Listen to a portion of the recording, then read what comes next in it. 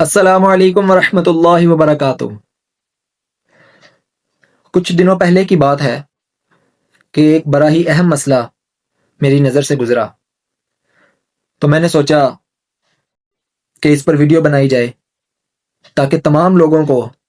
اس مسئلے کا علم ہو سکے اور اس مسئلے کے بارے میں جو غلط فہمیاں پائی جاتی ہیں تمام لوگ اسے نکل سکیں۔ اور وہ مسئلہ یہ ہے کہ میں کچھ دن پہلے ایک تاجر اسلامی بھائی کی دکان پر بیٹھا تھا اور ان کے ساتھ بات چیت جاری تھی، تو باتوں باتوں میں انہوں نے کہا کہ یہ جو مال نقد میں کم قیمت پر اور ادھار میں زیادہ قیمت پر دیا جاتا ہے، ایسا کرنا تو غلط ہے، یہ تو سود ہے۔ تو ان کی یہ بات سن کر مجھے اندازہ ہوا کہ عوام کے اندر اس مسئلے کے بارے میں بڑی مسکنسیپشن پائی جاتی ہے اور لوگ اس مسئلے کے بارے میں غلط فہمی کا شکار ہیں۔ لیکن پیارے اسلامی بھائیوں، ایسا ہرگز نہیں ہے، کیونکہ شریعت مطہرہ میں ادھار مال بیچنا یا قسطوں پر مال بیچنا یہ بالکل جائز ہے، اور اس میں کسی قسم کی کوئی قباحت نہیں، چاہے وہ نقد کی قیمت پر ہو یا پھر قیمت کو بڑھا کر بیچا جائے۔ اس کی وجہ یہ ہے کہ یہ سود تو ہرگز نہیں، کیونکہ سود اس زیادتی کو کہتے ہیں کہ جو کسی چیز کے عوض میں نہ ہو، اور قسطوں میں مال دیتے وقت جو زیادتی کی جاتی ہے وہ زیادتی اس چیز کے عوض میں ہوتی ہے جو ہم خرید رہے ہوتے ہیں۔ اب اس کو مثال کے ذریعے آپ کو سمجھاتا ہوں۔ جیسے کہ یہ ایک گھڑی ہے، اب کوئی شخص اس گھڑی کو خریدنے کے لیے دکان پر جائے اور دکان والا اس کو یہ گھڑی دکھائے اور کہے کہ اس کی قیمت 5,000 روپے ہے۔ اب 5,000 روپے اس شخص کے پاس اس وقت موجود نہ ہو اور وہ دکان والے سے کہے کہ میں یہ نقد نہیں خریدوں گا، مجھے آپ قسطوں پر دیں۔ دکان والا کہے ٹھیک ہے، قسطوں پر اس کی قیمت ہوگی 7,000 روپے، اور یہ قسطیں آپ نے 1 مہینے میں ادا کرنی ہے۔ یاد رکھیے کہ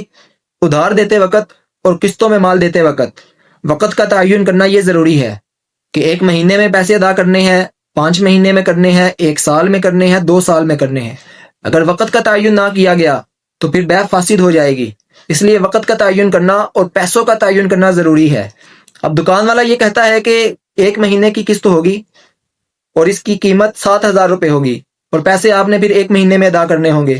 اور خریدنے والا بھی راضی ہو جاتا ہے اور وہ کہتا ہے ٹھیک ہے کہ میں یہ قسطوں پر خریدتا ہوں گھڑی، اور آپ کو پیسے 1 مہینے میں 7,000 روپے ادا کر دوں گا۔ اب دونوں کے درمیان یہ بیع ہو جاتی ہے، تو ایسا کاروبار کرنا، ایسی بیع کرنا یہ بالکل جائز ہے، یہ سود سے بھی پاک ہے اور ہر قسم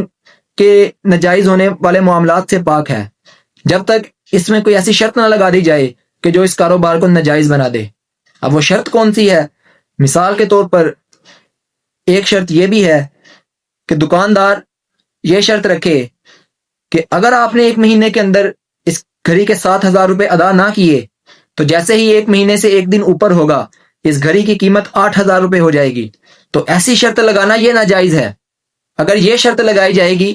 تو یہ شرط اس کاروبار کو ناجائز بنا دے گی، اس بیع کو ناجائز بنا دے گی، اور اگر ایسی کوئی شرط نہیں لگائی گئی تو یہ کاروبار کرنا بالکل جائز ہے، یہ کاروبار کرنا بالکل حلال ہے، چاہے ریٹ اس کا 7,000 روپے کر دیا جائے یا 10,000 روپے کر دیا جائے یا 15,000 کر دیا جائے، ریٹ جتنا مرضی بڑھا دیا جائے، لیکن اگر کوئی ناجائز کرنے والی شرط نہیں لگائی گئی تو یاد رکھیے قسطوں کا کاروبار کرنا اور ادھار لین دین کرنا یہ بالکل جائز ہے اور ہر قسم کی قباحت سے پاک ہے۔ اب عوام کے اندر یہ غلط فہمی پتہ نہیں کس نے پھیلا دی ہے کہ اس کو سود کہتے ہیں یا یہ ناجائز ہے۔ تو پیارے اسلامی بھائیوں، اسی لیے کہتے ہیں کہ اگر کوئی شخص بیمار ہو جائے تو علاج جو ہے وہ اچھے ڈاکٹر سے کروانا چاہیے۔ اسی طرح اگر کسی شخص کو دینی مسائل کے بارے میں کوئی علم حاصل کرنا ہے